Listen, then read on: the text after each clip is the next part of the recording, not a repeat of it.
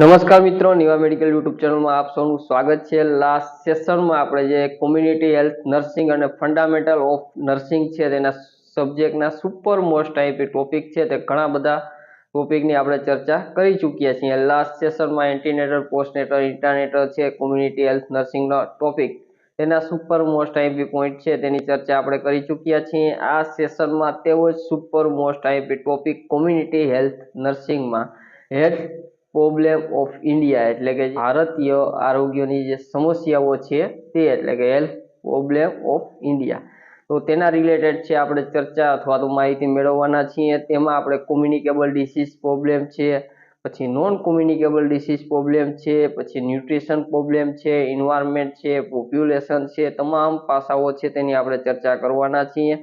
તો વધારે ટાઈમ ન લેતા આપણે ફટાફટ આપણો સુપર મોસ્ટ આઈએમપી ટોપિક છે તેના મોસ્ટ આઈએમપી છે બધા પોઈન્ટ છે તે કવર કરીએ। હેલ્થ પ્રોબ્લેમ ઓફ ઇન્ડિયા એટલે ભારતની આરોગ્ય સમસ્યાઓ।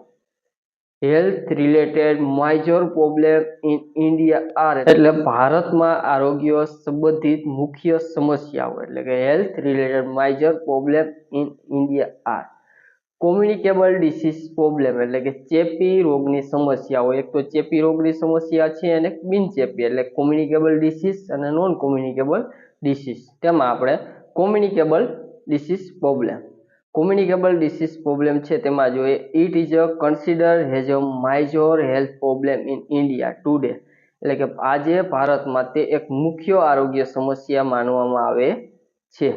Main problem are malaria, tuberculosis, diarrhoea disease છે, acute respiratory infection disease, leprosy અને ફાયરિયા અને એડ્સ એટલે કે જે આરોગ્યની મુખ્ય સમસ્યાઓ છે તેમાં મલેરિયા છે, ક્ષય રોગ છે, ઝાડાના રોગ છે, તીવ્ર શ્વસન ચેપી રોગ છે, રક્તપિત્ત છે, ફાયરિયા છે અને એડ્સ છે તે બધા છે તે મુખ્ય સામાન્ય ચેપી રોગો અથવા કોમ્યુનિકેબલ ડિસીઝ પ્રોબ્લેમ છે તે ઇન્ડિયામાં જોવા મળે છે। હવે એક એક ડિસીઝ છે તેની આપણે થોડીક બેઝિક માહિતી મેળવી લઈએ। એટલે મલેરિયા છે એ પ્લાઝ્મોડિયા પેરાસાઇટથી થાય છે અને ઇન્ફેક્ટેડ જે ફિમેલ બરાબર એનોફિલિસ મસલ છે તેના દ્વારા છે સ્પ્રેડ થાય છે અથવા થવાના ચાન્સીસ રહે છે। પછી ટ્યુબરક્લોસિસ છે તો માઇક્રોબેક્ટેરિયલ અથવા તો માઇક્રોબેક્ટેરિયલ ટ્યુબરક્લોસિસથી છે તે થતો રોગ છે। અને ડાયરિયલ ડિસીઝ છે તો તેમાં 2 થી 3 વખતથી વધારે ટાઈમ છે બરાબર જે લૂઝ લિક્વિડ સ્ટૂલ છે તે જોવા મળતું હોય। પછી એક્યુટ રેસ્પિરેટરી ઇન્ફેક્શન ડિસીઝ છે એટલે કે જે અપર અને લોઅર બંને સાઈડમાં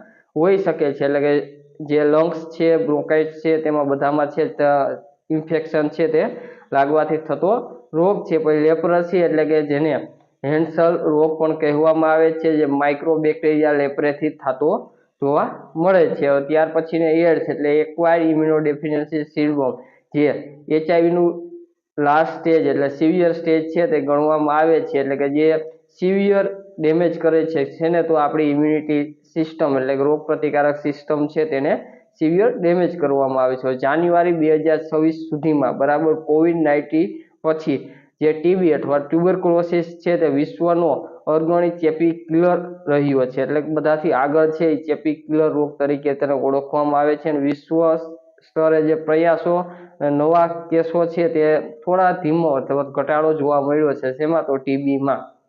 હવે આપણે નેક્સ્ટ જોશું નોન કોમ્યુનિકેબલ ડિસીઝ જેને એનસીડી પ્રોબ્લેમ એટલે કે જે બિનચેપી રોગ છે તે એનસીડી એટલે non communicable disease diabetes mellitus, cerebrovascular disease છે, કેન્સર છે, સ્ટ્રોક છે અને chronic lungs disease are some major public health problem એટલે બિનચેપી રોગ છે તેમાં ડાયાબિટીસ, મલેરિયા છે, સેરેબ્રોવાસ્ક્યુલર રોગ છે, કેન્સર છે, સ્ટ્રોક, ક્રોનિક ફેફસાને લગતા રોગ છે તે બધા નોન કોમ્યુનિકેબલ ડિસીઝના મુખ્ય જે જાહેર આરોગ્ય સમસ્યાઓ છે તેમાં જોવામાં આવે છે। એટલે મુખ્ય રોગ છે તે નોન કોમ્યુનિકેબલ ડિસીઝ પ્રોબ્લેમના મુખ્ય જે સમસ્યાઓ છે તે બધા ડિસીઝ છે તેના વિશેની શોર્ટમાં માહિતી મેં ડાયાબિટીસ મલાઇટસ એટલે કે જે ક્રોનિક કન્ડિશન લાંબા ગાળાની કન્ડિશન છે બરાબર કેમ કે સુગર લેવલને લગતી બીમારી એટલે કે ગ્લુકોઝને લગતી બીમારી છે બરાબર તેમાં જે સેવા કારણો જોવા મળે તો બરાબર કે નોટ પ્રોપરલી બરાબર પ્રોસેસ ફૂડ પર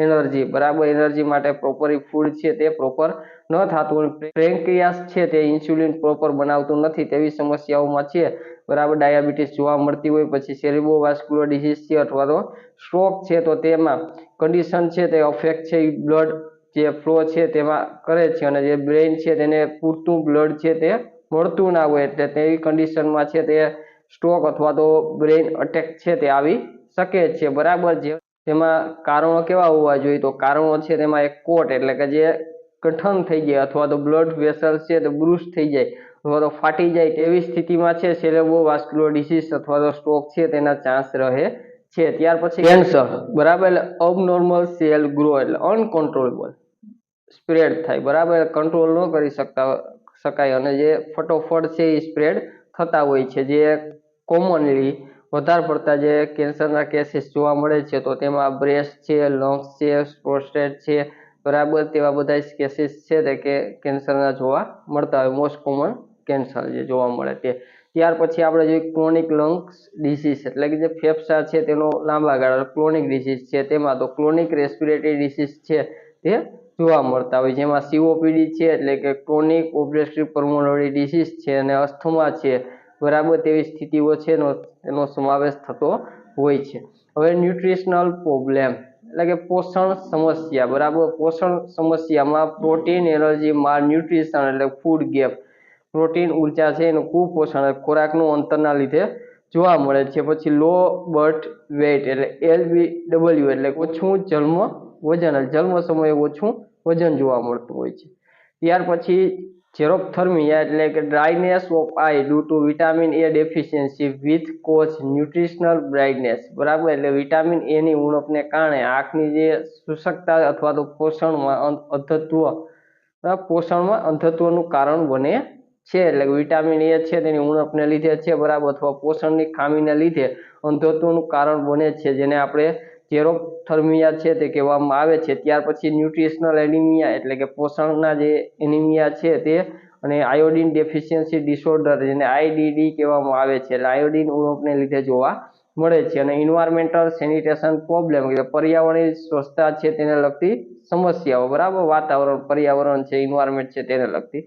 પછી મેડિકલ કેર પ્રોબ્લેમ તબીબી સંભાળની સમસ્યાઓ, બરાબર, ક્યારેક મેડિકલ કેર પ્રોબ્લેમ અથવા સમસ્યા છે તેનો ઇસ્યુ પણ હોય છે. જે કોમન હેલ્થ પ્રોબ્લેમ ઇન્ડિયા છે તેમાં સમાવેશ થાય છે, એટલે કે ઘણી સમયે, બરાબર, જે મેડિકલ કેર છે તે પ્રોવાઈડ થઈ પણ ન શકતી હોય, પૂરા પ્રયાસ છે સરકાર દ્વારા હાથ ધરવામાં આવે છે, ને પોસિબલ છે ત્યાં સુધી તમામ સેવાઓ એટલે એમરજન્સી હોય, મેડિકલ હોય, કોમ્યુનિટી છે તેની મેડિકલ કેર છે, તે તમામ સેવાઓ છે તે માટે કાર્યરત સરકાર રહે છે. પોપ્યુલેશન પ્રોબ્લેમ, બરાબર, એટલે કે વસ્તીની સમસ્યાઓ, બરાબર, વસ્તીની સમસ્યા ભારત અથવા આપણે ઇન્ડિયા છે તેમાં મુખ્ય સમસ્યા છે, એટલે કે વિશ્વમાં, બરાબર, પહેલા બીજા સ્થાને છે ભારત દેશ છે, તેની વસ્તી છે એટલે પોપ્યુલેશન છે તે પણ એક ઇન્ડિયા છે તેનો મુખ્ય સમસ્યા અથવા પ્રોબ્લેમ કહી શકીએ છીએ.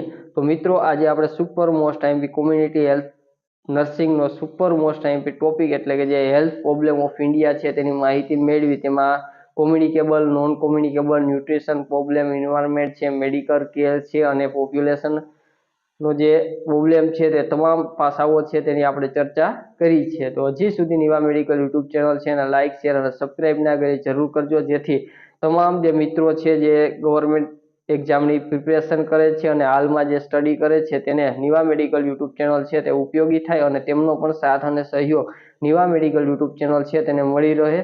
તો આજે મિત્રો આપણે અહીં સુધી રાખશું. નેક્સ્ટ સેશનમાં next super most IMP topic સાથે ફરી મુલાકાત થશે. આપ સૌનો ખૂબ ખૂબ આભાર. જય જય ગરવી ગુજરાત.